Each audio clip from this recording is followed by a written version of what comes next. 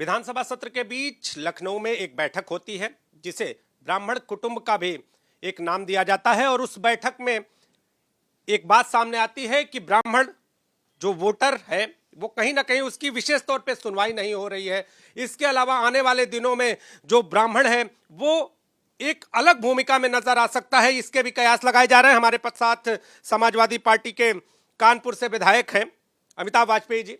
अमिताभ जी, आप भी तो ब्राह्मण चेहरा है, क्या लग रहा है, कहीं कुछ है कमी? देखिए, हम तो समाजवादी चेहरा हैं और हम लोग जो देख रहे हैं, सरकार जो धर्म के आधार पर नफरत फैलाती थी अब वो जातियों के आधार पर बुरी तरीके से बटी हुई है। उसमें कई विधायकों में अंदर खाने चर्चा होती है कि एक विशेष जात के लोगों को विशेष तरजीह दी जा रही है, उनके लिए सब कुछ माफ़ है। ये जो बड़ी बड़ी जो गाड़ियाँ आई हैं वो भी कुछ विशेष लोगों के पास ही आई हैं, सबके पास तो नहीं आई हैं। तो इस तरह से करके एक असंतोष अंदर अंदर अलग अलग बिरादरियों में वहाँ पर फैला हुआ है। जो आप बता रहे हैं, जो मीडिया का चैनल बता रहे हैं कि कहीं ना कहीं इसको लेकर सुबुगाहट शुरू हुई है। कुछ और भी बैठकें कल हुई हैं। आप लोग भी यहीं कहीं थे, तो क्या आप लोगों को इसमें आमंत्रण नहीं था या सिर्फ पार्टी विशेष के लोगों को आमंत्रण था या क्या था? ये सारा असंतोष सत्ताधारी दल के अंदर है। विपक्ष को तो ना कोई उम्मीद है, विपक्ष को तो पता ही है कि ये लोग कुछ नहीं करने वाले हैं।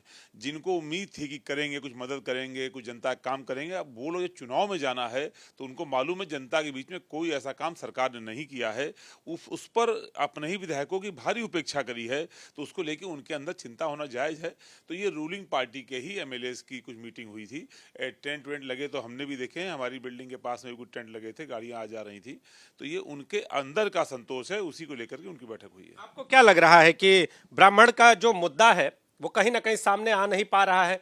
1% ज्यादा होने के बावजूद भी कहीं ना कहीं मुद्दे से छूट रहा है, उसकी सुनवाई नहीं हो रही, ऐसा है, ऐसा लग रहा है विपक्ष में? इस सरकार ने जब भी अत्याचार करा है तो ब्राह्मण पे किया है। जो पहली बुलडोजर कार्रवाई हुई थी वो भी ब्राह्मण पे हुई थी और उसके बाद से लगातार आप देखेंगे कहीं अत्याचार हुआ होगा तो ब्राह्मण पर जरूर हुआ होगा।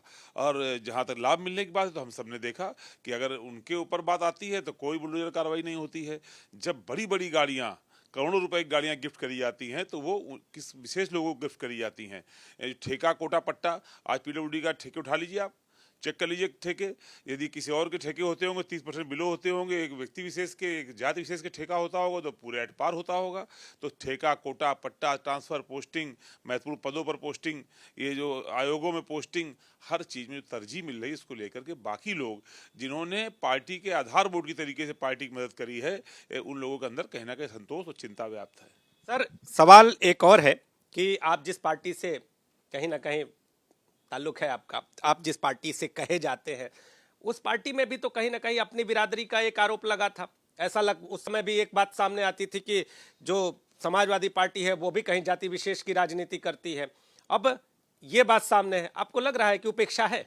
देखिए, जहां आपने हमारी पार्टी की बात करी तो ये जो 86 में 56 SDM वाली बात आई थी तो झूठी निकली ना, उसको तो कोई साबित कर नहीं पाया। ये तो झूठे आरोप लगाए गए। लेकिन हमारी पार्टी की सरकार थी तो स्पीकर कौन था?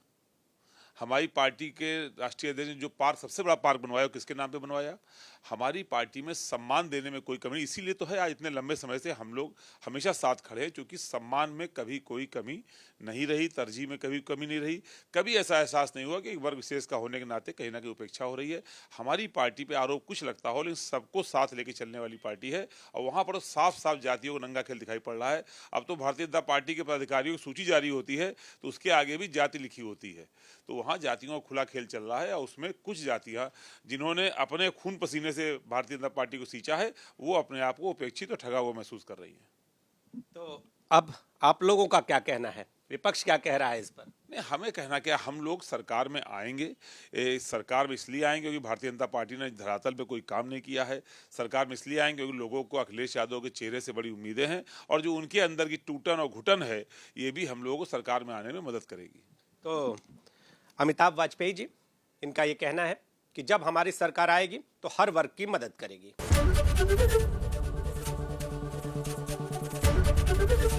ABP गंगा, खबर आपकी, जुबान आपकी।